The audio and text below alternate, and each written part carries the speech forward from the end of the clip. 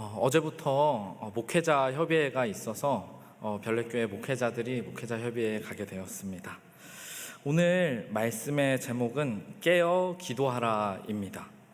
화요기도의 시간에 제가 말씀을 전할 때에는 예수님의 십자가전 사건들을 순서대로 살펴보고 있습니다.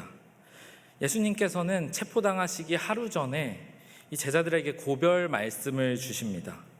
베드로가 3번 부인할 것을 이야기하시고요, 또 제자들을 위로하시기도 합니다. 참 포도나무 비유를 말씀하시면서 예수님 안에 거하라고 말씀을 하기도 하시고요, 하나님을 믿음으로 세상에서 미움받을 것을 이야기하십니다. 그리고 제자들을 위한 위대한 중보기도를 통하여 서로 하나 되라고 말씀하십니다. 예수님께서 체포당하시기 직전 자신이 너무나 사랑하는 제자들에게 하신 여러 고별 말씀들의 핵심은 하나님 안에 거함으로 서로 사랑으로 하나 되라는 것이었습니다. 그리고 이제 예수님께서는 겟세마네의 기도를 통해 마지막으로 체포당하시게 되는 것입니다. 이 겟세마네의 기도를 살펴보게 되면 이 기도는 사복음서에 모두 기록되어 있습니다. 마태, 마가복음에는 굉장히 자세하게 기록이 되어 있고요, 누가복음에는 조금 짧게 기록이 되어 있으며 요한복음에는 딱 한 절로 기록이 되어 있습니다. 오늘 본문인 마가복음 14장 32절부터 34절을 읽도록 하겠습니다. 그들이 겟세마네라 하는 곳의 이름에 예수께서 제자들에게 이르시되 내가 기도할 동안에 너희는 여기 앉아 있으라 하시고 베드로와 야고보와 요한을 데리고 가실새 심히 놀라시며 슬퍼하사 말씀하시되 내 마음이 심히 고민하여 죽게 되었으니 너희는 여기 머물러 깨어 있으라 하시고, 이 말씀을 보게 되면 한 가지 이상한 점을 발견할 수 있습니다. 평상시 예수님의 모습과 너무나 다른 모습을 볼 수 있는 것입니다. 예수님께서 겟세마네의 기도 전에 제자들에게 위로하는 말씀을 주실 때 마음에 근심하지 말라고 이야기를 하십니다. 그런데 바로 그날 밤에 예수님께서 심히 고민하시고 슬퍼하신다고 이 성경이 기록하고 있는 것입니다. 그렇다면 대체 왜 예수님께서 그렇게 심히 고민하고 슬퍼하셨을까 하는 것입니다. 공동 번역에는 이 장면이 이렇게 기록되어 있습니다. 베드로와 야고보와 요한만을 따로 데리고 가셨다. 그리고 공포와 번민에 쌓여서 내 마음이 괴로워 죽을 지경이니 너희는 여기 남아서 깨어 있어라 하시고는. 제가 이 말씀을 보는데 마음이 참 먹먹하더라고요. 예수님께서 공포와 번민에 쌓이시고 마음이 괴로워 죽을 지경이니, 혹시 성도님들은 이런 경험을 해보신 적이 있으십니까? 마음이 너무 아파서 어떠한 위로도 위로가 되지 않고 마음이 너무 아파서 괴로워 죽을 것만 같은 그런 경험 말입니다. 이런 경험은 보통 이별의 고통에서 느끼는 것 같습니다. 나의 사랑하는 가족과의 이별에서 우리는 마음이 너무나 아파서 어떠한 위로도 위로가 되지 않는 그 아픔을 느끼곤 합니다. 마태복음 6장을 보게 되면 예수님께서는 염려하지 말라는 가르침을 주십니다. 하늘 아버지께서 모든 것을 다 주시기 때문에 염려할 필요가 없다고 하십니다. 또 제자들에게 근심하지 말라는 이 위로의 말씀을 주실 때에도 하나님 아버지가 있기 때문에 너희가 전혀 근심할 필요가 없다라는 것을 이야기하십니다. 맞습니다. 하나님께서 나의 아버지심을 내가 믿고 의지할 때에 우리는 염려할 필요가 없는 것입니다. 그렇기 때문에 예수님께서는 언제나 근심하지 말라고 가르치셨고 또 그 자신이 실제로 근심하지 않으셨습니다. 그런데 언제나 근심하지 않으셨던 예수님께서 마지막 겟세마네 기도에서는 마음이 괴로워 죽을 것만 같은 이 낙담하는 모습을 대체 왜 보이셨을까 하는 것입니다. 시대의 소망에는 이렇게 기록하고 있습니다. 죄를 알지도 못하는 그분이 우리 모든 사람의 죄를 지셔야만 하였다. 죄가 그분에게 매우 무섭게 보이는 그만큼 그분이 지셔야 할 죄악의 무게는 컸으며 그분은 이것이 당신을 아버지의 사랑에서 영원히 쫓아내지는 않을까 염려하도록 유혹받았다. 범죄에 대한 하나님의 진노가 얼마나 무서운가를 깨달으시고 예수님께서는 내 마음이 심히 고민하여 죽게 되었다고 부르짖으셨다. 예수님께서 깊이 고민하시고 낙담하시며 마음이 괴로워 죽을 것만 같았던 이유가 바로 이것입니다. 예수님께서 십자가에서 온 인류의 죄를 짊어지시게 될 때에 죄로 인해 겪게 되는 하나님과의 그 단절이 예수님의 마음을 너무나 괴롭게 했다라는 것입니다.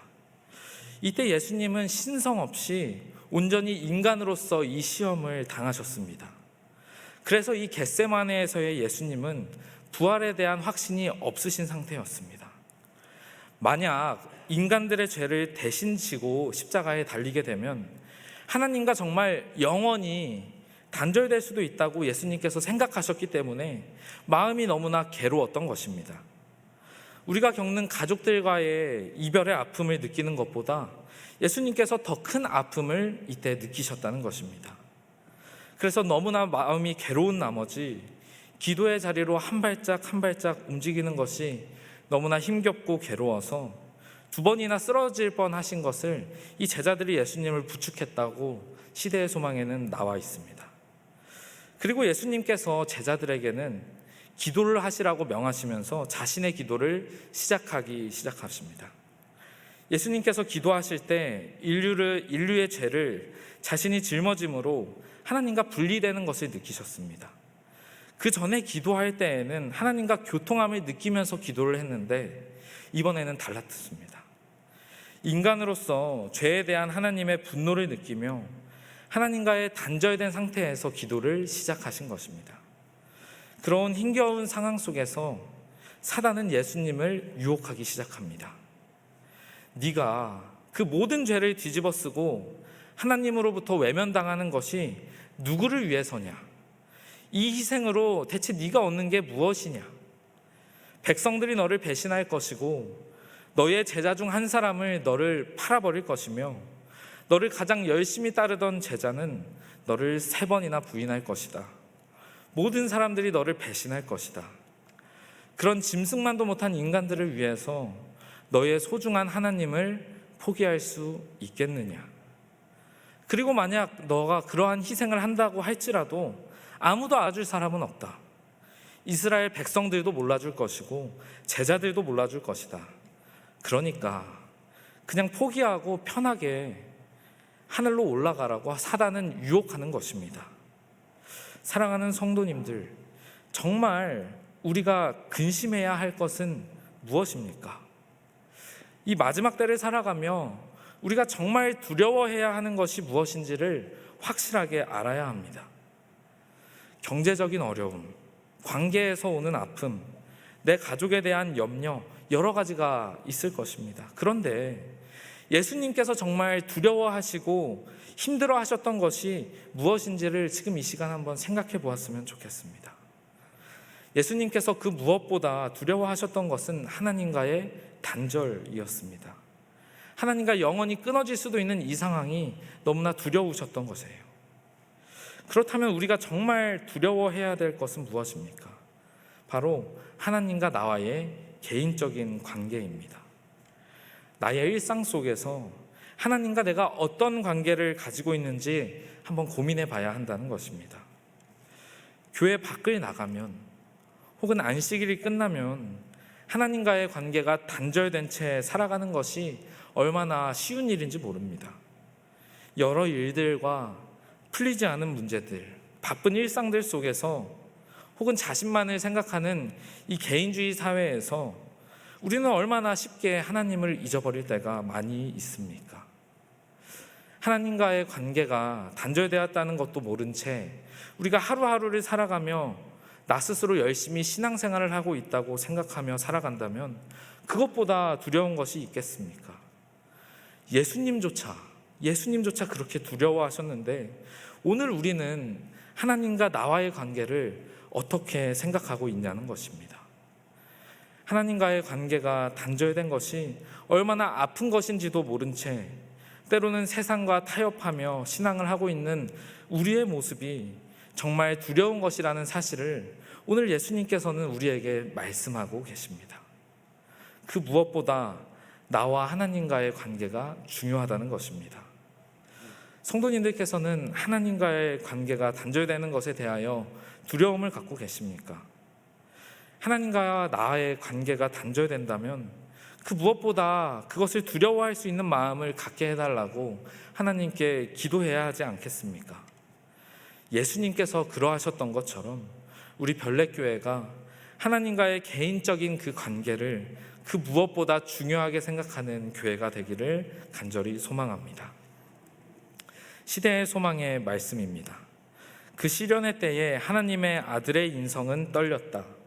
지금 그분은 제자들의 믿음이 흔들리지 않도록 기도하시는 것이 아니라 시험받고 고통당하는 자신의 영혼을 위하여 기도하셨다. 두려운 순간, 세계의 운명이 결정되려고 하는 순간이 이르렀다. 온 인류의 운명이 저울 위에서 떨고 있었다. 그리스도께서는 지금이라도 범죄한 인류가 마셔야 할 잔을 거절하실 수도 있으셨다. 지금도 이 일은 너무 늦지 않았다. 그분은 이마에서 흐르는 피땀을 씻어버리고 죄 가운데 인류가 멸망하도록 버려두고 떠나가실 수도 있었다. 예수께서는 범죄자로 하여금 그의 죄의 형벌을 받게 하라. 그리고 나는 내 아버지께로 돌아갈 것이라고 말씀하실 수도 있으셨다. 하나님의 아들이 멸시와 고통에 쓴 잔을 마실 것인가? 무죄한 그분의 죄인을 구원하기 위하여 죄의 저주의 결과를 맛볼 것인가? 예수님의 창백한 입술에서는 내 아버지여, 만일 내가 마시지 않고는 이 잔이 내게서 지나갈 수 없거든 아버지의 원대로 되기를 원하나이다 라는 말씀이 흘러나왔다. 이 겟세마네는 사실 굉장히 중요한 갈림길이었습니다. 사단이 승리할 것인가, 예수님께서 승리하실 것인가가 결정되는 아주 중요한 순간이었습니다. 사단은 이 일에 자신의 모든 것을 걸었다고 시대의 소망에서는 기록하고 있습니다. 그런데 때로 우리는 이 십자가 사건이 이미 벌어졌기 때문에 이것이 당연한 승리라고 생각할 때가 있는 것 같습니다. 그런데 이 말씀을 살펴보게 되면 정말 쉽지 않았다라는 것을 알게 됩니다. 이 말씀을 보면 예수님께서 이렇게 기도하십니다. 이르시되 아빠 아버지여, 아버지께는 모든 것이 가능하오니 이 잔을 내게서 옮기시옵소서. 그러나 나의 원대로 마시옵고 아버지의 원대로 하옵소서 하시고, 이 잔은 예수님이 곧 지시게 될 십자가를 의미합니다.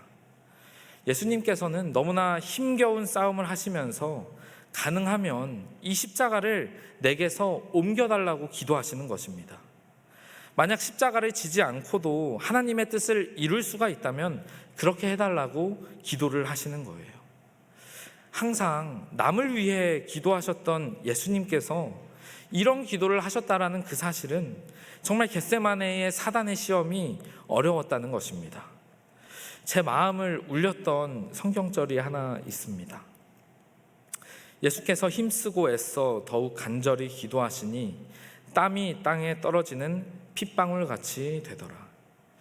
이때 당시 쌀쌀한 계절에 깊은 밤중에, 그것도 산 위에서, 찬 땅 위에서 기도를 하시는데, 그런 환경에서 땀을 흘린다는 것, 그리고 그게 마치 핏방울처럼 떨어졌다는 것은 이때 당시 예수님께서 얼마나 괴로워하셨는가를 잘 보여주고 있는 것 같습니다.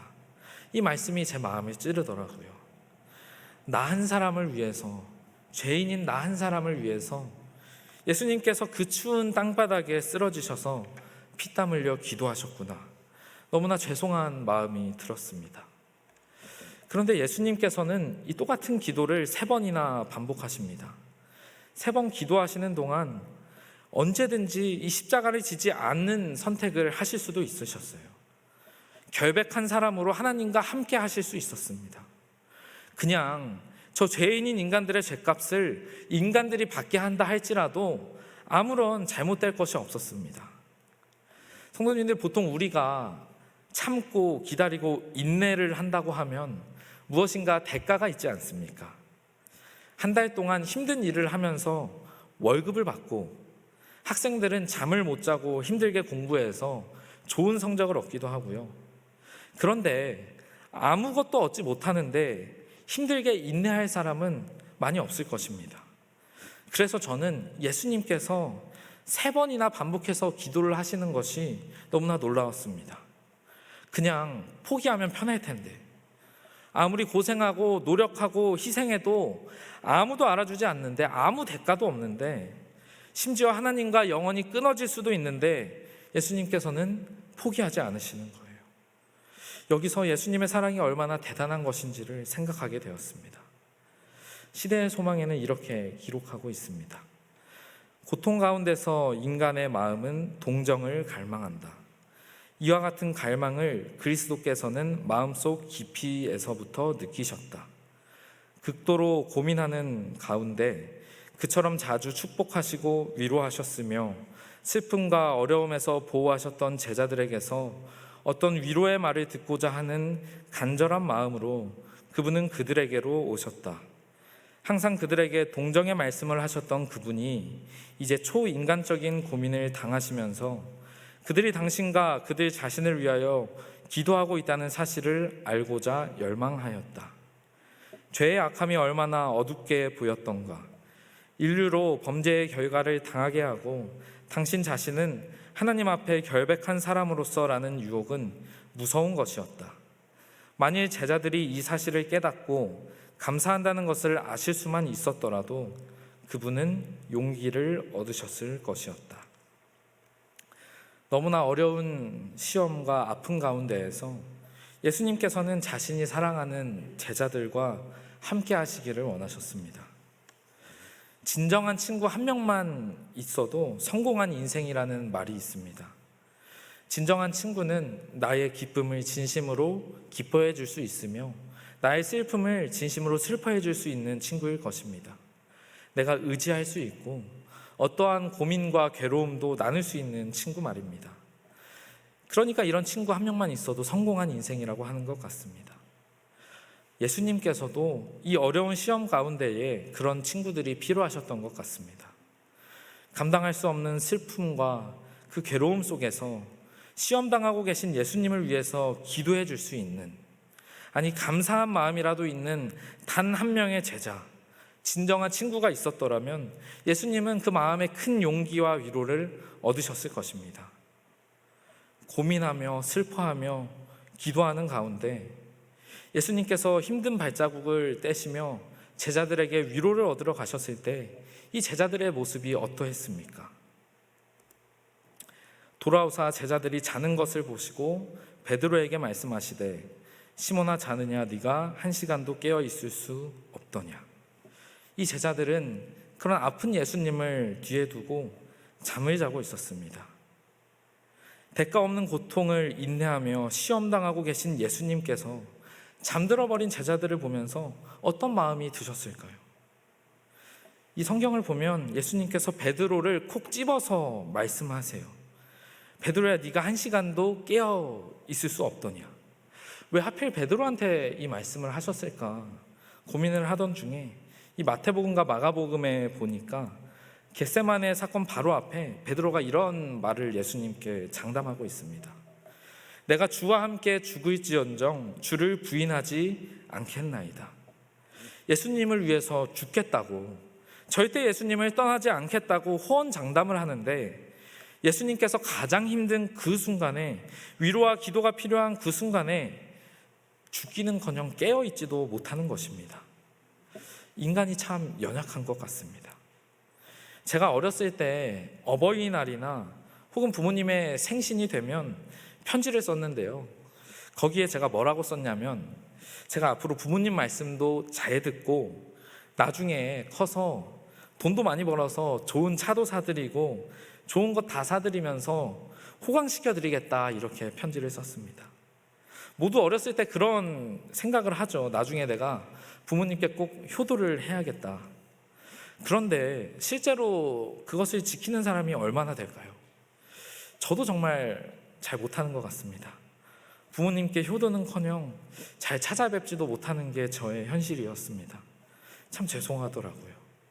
그런데 부모님께서 그 편지를 받으셨을 때 어떻게 생각하셨을까요? 내가 이 편지를 꼭 간직해서 나중에 이 아이가 크면 꼭 좋은 차랑 바꿔야겠다 이러면서 차를 기대하면서 하루하루 살아가셨을까요? 아닐 것입니다. 그 편지를 간직하면서 언젠가 내 자녀가 나를 이렇게 사랑하고 효도하려는 마음을 가졌던 적이 있음을 기억하면서 살아갈 것입니다. 부모님께서 정말 원하는 것은 거창한 것을 드리는 것이 아니라 그저 자주 만나고 자주 통화하고 화목하게 살아가는 것을 원하실 것입니다. 마찬가지입니다.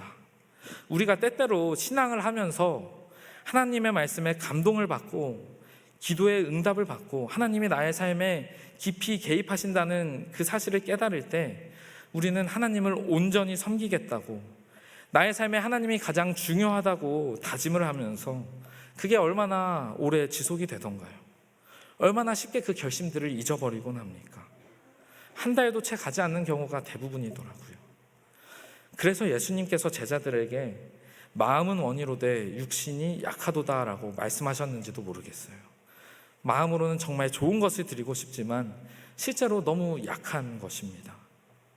오늘 말씀을 잘 살펴보면 예수님께서 베드로와 제자들에게 바라셨던 것은 자신이 죽을 때 따라 죽으라는 것이 아니었습니다. 예수님께서 제자들에게 바라셨던 것은 그저 나를 위해 기도해주고 위로해주는 것이었습니다. 다른 거창한 것을 바라시지 않았다는 것입니다. 시대의 소망의 말씀입니다. 그리하여 구주께서 그들의 동정과 기도를 가장 필요로 하셨을 때에 그들은 잠자고 말았다. 베드로까지 자고 있었다. 예수님의 품에 의한 일이 있었던 사랑하는 제자 요한까지도 자고 있었다. 확실히 주님을 사랑했던 요한은 깨어 있어야만 하였다. 요한은 그의 사랑하는 구주께서 극도의 슬픔에 처하셨을 때에 그분과 함께 열렬히 기도했어야 하였다. 구주께서는 온 밤 동안 그들의 믿음이 식어지지 않도록 제자들을 위하여 기도하셨다. 어느 누구도 예수님의 괴로움과 고민을 알고 위로하는 제자가 없었습니다. 다들 잠이 들어 있었기 때문입니다. 예수님께서는 오늘 제자라고는 하지만 잠들어 있는 수많은 그리스도인들을 보시며 어떤 생각을 하실까요? 적어도 우리는 예수님의 괴로움과 고통을 이해하려 노력하고 위로해 드려야 하지 않겠습니까? 그분의 고통에 참여해야 하지 않겠습니까? 예수님의 괴로움과 고통을 위로하는 것은 간단합니다. 이 말씀에 나와 있는 것처럼 깨어 있는 것입니다. 시대의 소망은 이렇게 이야기를 하고 있죠. 확실히 주님을 사랑했던 요한은 깨어 있어야만 하였다. 예수님을 사랑하는 사람은 깨어 있는 사람입니다. 그런데 우리가 생각을 해보면 왜 제자들은 예수님이 이토록 슬퍼하시고 힘들어 하시는데 잠을 자고 있었을까요? 예수님을 사랑하던 요한, 그분을 가장 열정적으로 따르던 베드로는 깨어 있어야 하는 거 아닌가? 왜 잠을 이기지 못했을까? 이런 의문이 들더라고요. 마태복음과 마가복음의 기록에는 그들의 눈이 심히 피곤함일러라 기록이 되어 있는데 누가복음에는 이렇게 기록되어 있습니다. 기도 후에 일어나 제자들에게 가서 슬픔으로 인하여 잠든 것을 보시고, 제자들은 그 하루 동안 예수님과 마지막 식사를 하고 고별 말씀을 듣고 제자 중 한 명이 배신할 것이라는 사실을 들으며 참 많이 슬퍼하고 긴장했던 것입니다. 그런 하루를 보내고 이제 밤이 되어 산에 올라가서 기도를 하는데 슬픔에 지쳐 제자들도 잠에서 깨어나지 못하고 잠들어 있다고 성경은 기록하는 것입니다. 시대의 소망의 기록을 보게 되면 처음부터 이 제자들이 잠들어 있던 것이 아닙니다. 제자들도 평소와 너무나 다른 예수님의 슬퍼하시고 아파하시는 그 모습을 보고 걱정하며 기도를 하긴 했습니다. 그런데 얼마 안 있어 잠이 들어버린 것이죠. 힘들어하시는 이 예수님의 모습을 보면서 꼭 깨어 있어야 함을 알고는 있는데 너무나 피곤한 나머지 잠이 들어버린 것입니다. 운전을 하다 보면 이 졸음이 올 때가 있습니다. 잠을 깨려고 어떠한 노력을 해봐도 한번 눈꺼풀이 무거워지기 시작하면 잠을 깨는 것이 너무나 어렵습니다. 창문을 열고 노래를 크게 틀고 껌을 씹어봐도 한 5분 정도 지나면 다시 졸린 것입니다. 이게 정말 위험하고 잠에서 깨어야 한다는 사실을 너무나 잘 아는데 아무리 잠에서 깨어나려고 노력을 해도 잘 깨어지지가 않는 것입니다. 이 제자들도 마찬가지였어요. 잠들면 안 되는데, 예수님이 힘들어 하시는데 깨어 있어야 하는데 생각은 하는데 그렇게 되지 않는 것입니다. 우리도 신앙을 하면서 우리가 영적으로 깨어 있어야 한다는 것을 너무나 잘 알고 있는데 이게 마음처럼 쉽게 되지 않는 것입니다. 위험하다는 것을 너무나 잘 알고 있으면서도 쉽게 깨어날 수가 없습니다. 창문을 열어봐도, 껌을 씹어봐도, 음악을 크게 틀어봐도 스스로의 노력으로는 깨어나는 것이 너무나 어려운 것입니다. 그런데 이 운전을 하다가 졸음이 올 때 이 잠을 깨기 위한 가장 좋은 방법이 무엇인지 아십니까? 바로 이 조수석에 탄 사람이 말을 걸어주는 것입니다. 이것저것 이야기를 하면서 수다를 떨다 보면 어느새 잠이 깬 모습을 발견할 수가 있습니다. 맞습니다. 잠에서 깨울 수 있는 유일한 방법은 소통하는 것입니다. 마찬가지로 잠든 영혼을 깨울 수 있는 유일한 방법은 하나님과 소통하는 거예요. 우리가 잘 알듯이 하나님과 소통하는 것은 바로 기도입니다. 그래서 예수님께서는 깨어있는 것과 기도하는 것을 함께 말씀하신 것 같아요. 시험에 들지 않게 깨어있어 기도하라. 자고 있다는 것은 기도하지 않는 것이고 그때가 시험에 들 때라는 것입니다.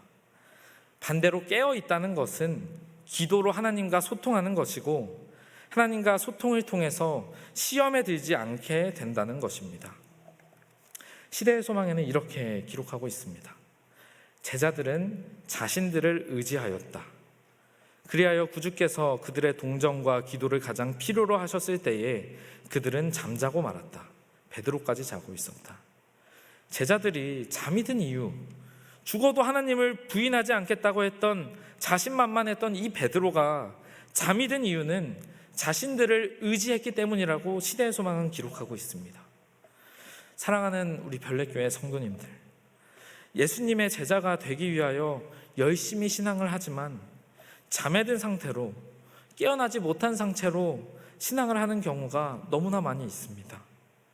교회를 위하여 봉사도 하고 헌신도 하고 여러 일들을 감당하지만 기도하지 않는다면, 우리가 기도하지 않는다면 그 모든 일들은 예수님이 보시기에 잠결의 한 일처럼 보이지는 않을까요? 한 고민해 봐야 한다는 것입니다. 깨어있기 위해서는 다른 일을 하는 것이 아니라 기도를 해야 합니다. 누가복음 22장 39절입니다.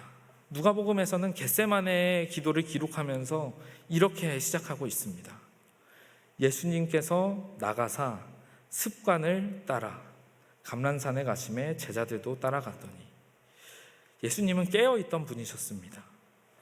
인류의 운명이 결정될 이 사단과의 마지막 결판의 순간에, 그리고 십자가에 달리기 전 인생의 마지막 순간에서 예수님께서 보여주신 모습은 너무나 존경스러운 모습입니다. 습관을 따라 기도의 장소에 가셨다고 이 성경은 기록하고 있는 것입니다. 기도의 습관을 가지고 있는 것이 깨어있는 제자들의 특징이라는 것입니다. 그리고 깨어있는 제자들만이 이 예수님의 고통을 조금이나마 위로해 줄 수 있다는 것입니다. 사랑하는 별내교회 성도님들, 예수님을 조금이나마 위로하기 위하여 깨어있는 제자가 되기로 한번 결심해 보시지 않으시겠습니까?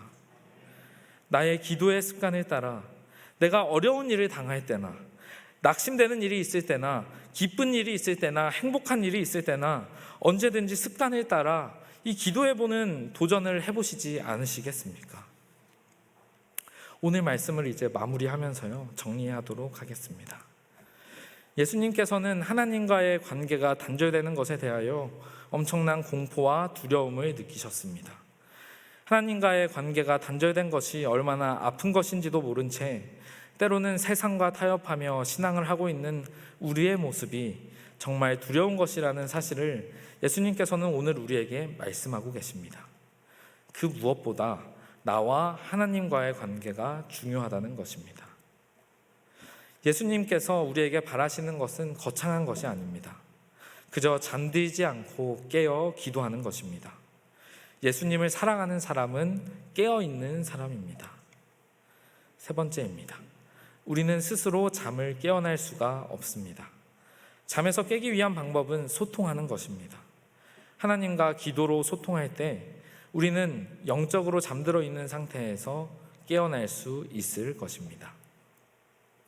이 예수님께서 체포당하시기 전 기도하신 곳은 겟세마네라고 불리는 곳이었습니다. 이 겟세마네는 기름 짜는 틀이라는 이름을 가지고 있습니다. 이곳에서 올리브 열매를 짰기 때문에 생긴 이름이라고 합니다. 맞습니다. 이 겟세마네는 무엇인가를 짜내는 곳이었습니다. 이곳에서 예수님은 자신의 고난을 기도로 준비하셨습니다. 마치 쥐어 짜지는 올리브 열매처럼 자신을 부수고 희생하심으로 인류를 위한 그분의 사랑을 확증하셨습니다. 오늘 본문을 보게 되면 예수님의 첫 번째 기도와 두 번째 기도가 약간 다르다는 것을 알 수 있습니다. 내 아버지여 만일 할만하시거든 이 잔을 내게서 지나가게 하옵소서. 내 아버지여 만일 내가 마시지 않고는 이 잔이 내게서 지나갈 수 없거든 아버지의 원대로 되기를 원하나이다. 이 세 번째 기도는 두 번째와 같은 말씀으로 기도하셨다고 하는데 이제는 더 이상 고민이 없고 일어나라 함께 가자라고 말씀하고 계세요. 이 첫 번째 기도를 살펴보게 되면 가능하면 하나님과 단절되고 싶지 않은 소망을 기도합니다.